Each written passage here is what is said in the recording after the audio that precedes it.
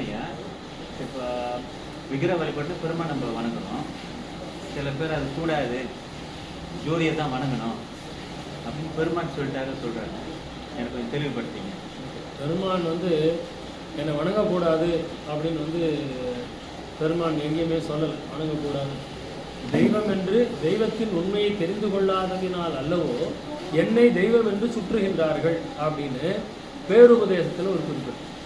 இந்த பேருபதேசம் என்பது பெரிய கேள்விக்குறி, சரிங்களா? அதில் தெய்வத்தினுடைய உண்மையை தெரிந்து கொள்ளாததினால் அல்லவோ என்னை தெய்வம் என்று சுற்றுகின்றார்கள். அதுக்கு என்ன பொருள்? தெய்வத்தினுடைய உண்மை தெரிஞ்சதுன்னா என்னை சுற்றலாம் தானே அர்த்தம். தெரியாமல் என்னை சுற்றிட்டு இருக்கிறாங்க. தெய்வத்தினுடைய உண்மை தெரிஞ்சதுன்னா, இப்போ நமக்குலாம் தெய்வத்தினுடைய உண்மை தெரிஞ்சிச்சா இல்லையா? தெய்வம்னா யார், எப்படி இருப்பாங்க, அதனுடைய நிலை என்ன, எல்லாம் தெரிஞ்சிச்சா? அந்த நிலையை மொத்தம் வள்ளலார் அடைஞ்சிட்டாருன்னு தெய்வத்தினுடைய உண்மை தெரிஞ்சிச்சு. தெரிந்தவர்கள் வள்ளல் பெருமானை வழிபாடு செய்யணும். வள்ளலார் தான் தெய்வம். தெரியாத சமய தெய்வங்களை வழிபடுறாங்க. சமய தெய்வங்களை வழிபாடுற மாதிரி வள்ளலார் நம்ம ஒப்பிடவே கூடாது. சமய தெய்வங்கள் கற்பனை தெய்வங்கள், வள்ளலார் கற்பனை கிடையாது, நிஜம். அதே மாதிரி வள்ளலாரை ஏன் வணங்குறோம் அப்படின்னா, ஏன் வணங்கணும் அப்படின்னா, பாடல்கள் இருக்கு. வள்ளல் பெருமான் மரணத்தை வென்றவர், இறை அருளை பெற்றவர், இறைவன் வள்ளல் பெருமானோட கலந்து விட்டார் அப்படின்னு பாடல்கள் நிறைய இருக்கு. அதெல்லாம் அகச்சான்றுகள்.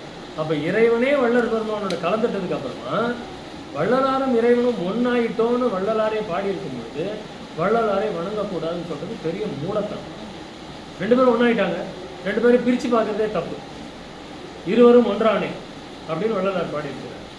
பெற்றேன் என்றும் இரவாமை பேதம் தவிர்ந்தே இறைவனை உற்றே கலந்தான், நான் அவனை உற்றே கலந்தேன், ஒன்றானேம் அப்படின்னு பாடுறார். சாகவத்தை தவிர்த்துட்டாரு, மரணத்தை ஜெயிச்சுட்டாரு.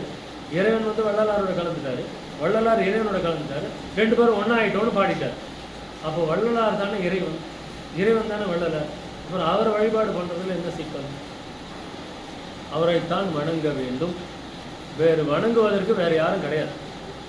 வள்ளலாரும் இறைவனும் ஒன்றாகி விட்டார்கள். அதனால் வள்ளலாரை வணங்குவதில் எந்த விதமான சிக்கலும் கிடையாது. அடுத்தது பேருபதேசத்தில் ஏன் அப்படி சொல்லப்பட்டிருக்கிறது?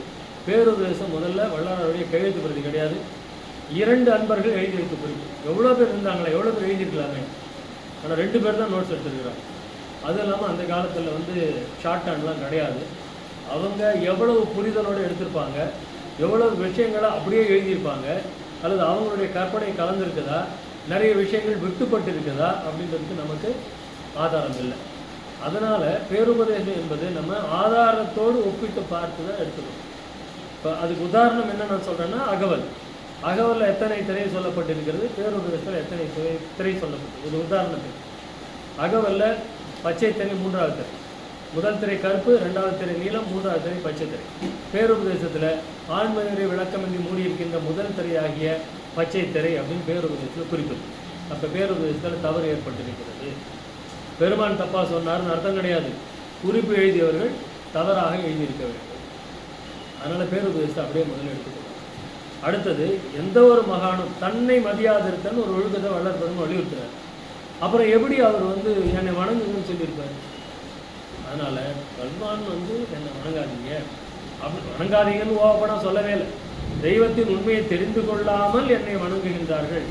தெய்வத்தை பற்றி தெரிஞ்சுக்கிட்டு வணங்குங்கன்னு அர்த்தம். அது என்னை வணங்காதீங்கன்னு அர்த்தம். தன்னடக்கம், இது பெரிய தன்னடக்கம், தன்னை மதியாதிருத்தம். தெய்வத்தின் உண்மை, அந்த வாசகத்தை ரொம்ப நல்ல உன்னிப்பாக கவனிக்கணும். அருட்பால நான் ரொம்ப தெளிவாக சொல்லுவேன், ஒவ்வொரு எழுத்தும் பொருளை மாற்றக்கூடிய தன்மையுடைய தமிழில் ரொம்ப முக்கியம். தெய்வத்தின் உண்மையை தெரிந்து கொள்ளாததினால் அல்லவோ என்னை தெய்வம் என்று சுற்றுகின்றார்கள். அப்போ தெய்வத்தினுடைய உண்மை தெரிஞ்சதுன்னா பெருமான் வருத்தப்பட்டிருக்க மாட்டார். அப்போ அந்த காலத்துலேயே எல்லாம் பெருமான தெய்வம் தான் சுற்றி, பெருமான தெய்வம்னு வணங்கிட்டு இருக்கிறாங்க. அவர் கையெழுத்து, அவருடைய திருமுகங்களில் இருக்கிற கையெழுத்தெல்லாம் கட் பண்ணியிருப்பாங்க. அந்த ஒரிஜினல் பாலகேந்திர பிள்ளை எழுதுவார், அவருடைய கையொப்பம் கத்திரிக்கோளில் கட் பண்ணி எடுத்து வைக்கணும்.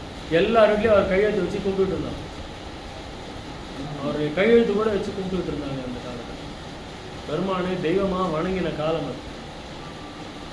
தீட்சிதர்களுக்கும் வள்ளல் பெருமானுக்கும் ஏன் தகராறு வந்துச்சுன்னா, சிதம்பரத்தில் தேவாரம் திருவாசகம் நிறுத்தப்பட்டு அருட்பா ஓதப்பட தொடங்கியது. அதனால் அவங்களுக்கு ரொம்ப கோபம் தான் பெருமானுடைய அருட்பாவை எதிர்க்காங்க. அதனால் வள்ளல் பெருமான் தான் வணங்குவதற்கு உரியவர், வேறு ஆப்ஷன் கிடையாது.